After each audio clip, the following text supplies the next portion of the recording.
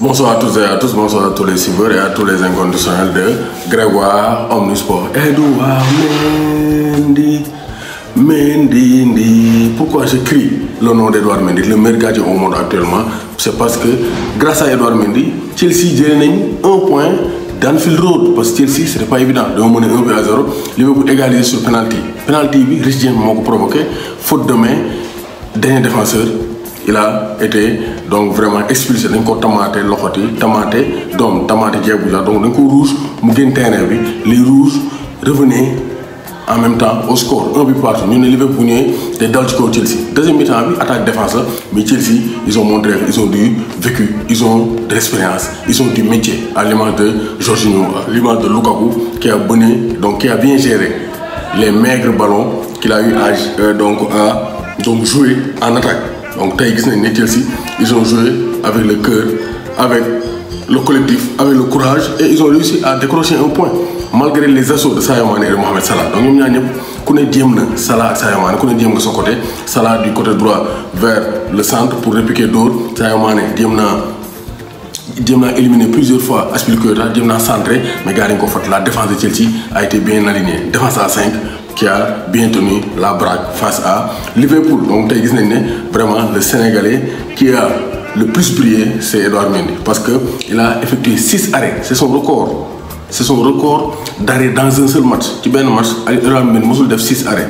Donc, il a fait 6 arrêts qui ont permis à Chelsea de décrocher le point du match. Moi, je vais vous dire, l'image, Thomas Tuchel de côté, Boy Ndaranga, Edouard Mendy. Góoru mel ni yow fan laa koy giseeti fan laa koy jëleeti donc loolu ko Thomas Tuchel wax xoolee image bu baax loolu ko wax góoru mel ni yow fan laa lay jëleeti donc c'est pour dire que Edouard Mendy il confirme son statut de meilleur gardien au monde. Donc ça donne des ailes pour l'équipe nationale du Sénégal parce qu'on a le meilleur gardien au monde. Donc match nul un but partout. Liverpool gis nañ ne le public est de retour et la folie est de retour mais Liverpool la mooy seen problème. Il n'arrive plus à se réinventer. Nous savons qu'il faut le demain. Il a titularisé Firmino, qui est sorti sur blessure. Parce que Diogo a beaucoup de il n'a pas la capacité technique de Firmino de décrocher pour laisser les espaces à Mohamed Salah et à Sadio Mané. Liverpool, il faut me réinventer parce que son système de jeu là, gars, premier mi-temps avec les 30 premières minutes, seconde période, Liverpool devait accélérer, mais après d'ailleurs décélérer. Alexander Arnold a réalisé une très belle rencontre. Christian Robertson, il revient de blessure, il n'est pas très en forme, il a été remplacé par Tsimikas. Donc Sadio Mané a été virevoltant, mais aujourd'hui il a été bien tenu par César Azpilicueta.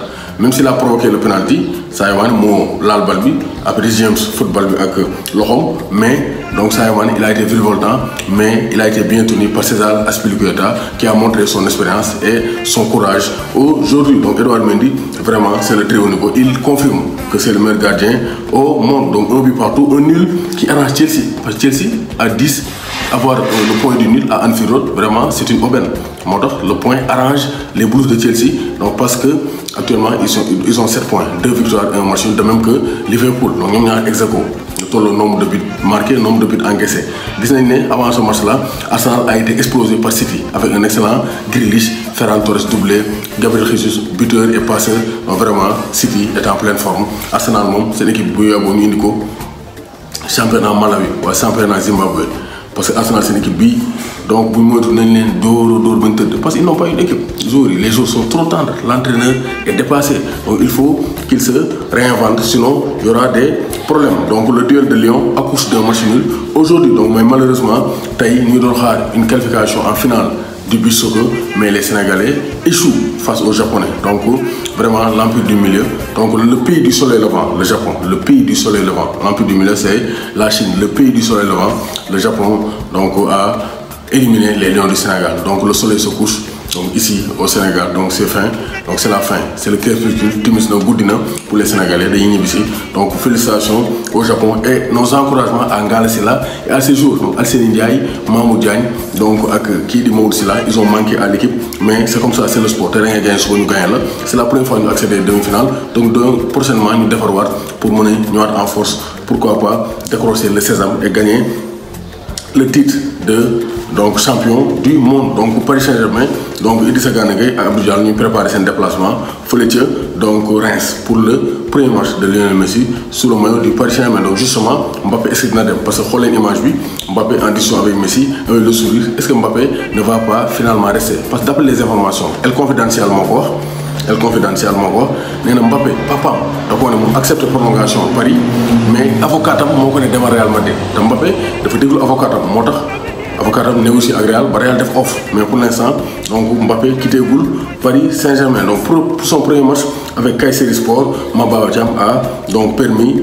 à son équipe de s'imposer face à Istanbul Başakşehir, ancien club de Demba Ba. Donc une très bonne nouvelle pour les donc Sénégalais. Donc suba donc le 1er septembre autant pour moi Sénégal Togo ça sera à huis clos, match bi huis clos la du am supporter. Donc loolu mooy information bi rot d'après la CAF, donc annoncé par Frédéric Antonetti, le retour d'Opanguet. Opanguet. Donc hier, donc Aliou Cissé l'a même souligné. Donc en conférence de presse, il a listé Opanguet parmi les joueurs qui pourraient revenir en équipe nationale du Sénégal. Donc il était blessé fin de saison dernière. Il a joué un très bon match avec l'équipe réserve du SMS. Donc ils ont été battus donc 3-1, mais Opanguet ba mu nekkee terrain bi c'était 0-0. ba mu génn nag ci la gars yi songu gars yi duma leen. Donc Opanguet est de retour, un très bon joueur technique qui peut apporter beaucoup de choses au rendement offensif des Lions du Sénégal. Donc il sera de retour pour le 12 septembre, donc face à 3 très bonnes nouvelles pour l'attaque du SMS, mais aussi pour l'attaque des Lions du Sénégal. Donc Opanguet sera de retour avec donc Ibrahima Niane, donc Pape Ndiaga Yade, Lamine Gueye, Pamara Sarr, Cheikh Tidiane Sabaly, la large colonie sénégalaise du FC Metz. Donc loolu moo fi rotoon. Donc Sadio Mané, Edouard Mendy se quittent en de bons amis et donc décroche Edouard Mendy qui décroche le point du nul et confirme que c'est le meilleur gardien actuellement au monde. Edouard Mendy bu ngeen bëggee ci mooy Liverpool yaa ngi nii nouvelle saison Mondial Sport leader de l'équipementier au Sénégal 77 666 03 95 voilà c'est 059 99 84. Donc tey nag Liverpool la sol Sadio Mané mu nga fa aussi, même si Chelsea mooy sama équipe avec Edouard Mendy. Donc Liverpool aussi Sadio Mané fa la ne, le meilleur joueur du Sénégal. Donc c'est le Sénégal qui gagne.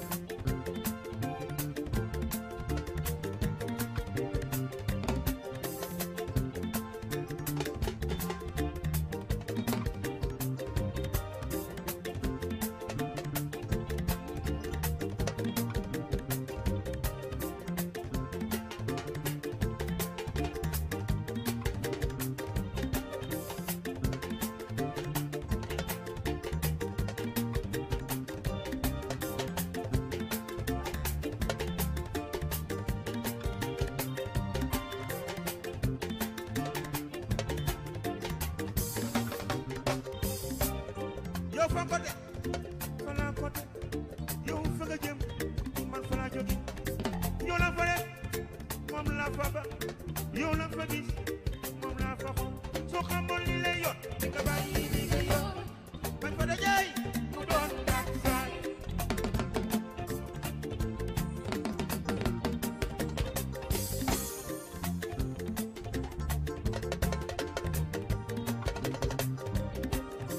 yow fa ko teg fa laa ko teg yow fa nga jëm man fa laa jóge yow la fa gis moom laa fa ba yow la fa def moom laa fa moom soo xamoon li lay yor di nga bàyyi li nga yor bañ fa dajay mu doon tak saay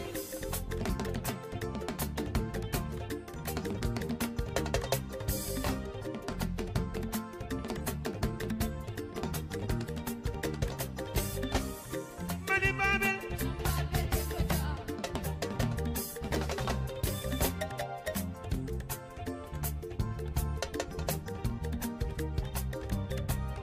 ku fi sant Njaay ku fi sant Njaay ku fi sant Njaay waroo tiit waroo ragal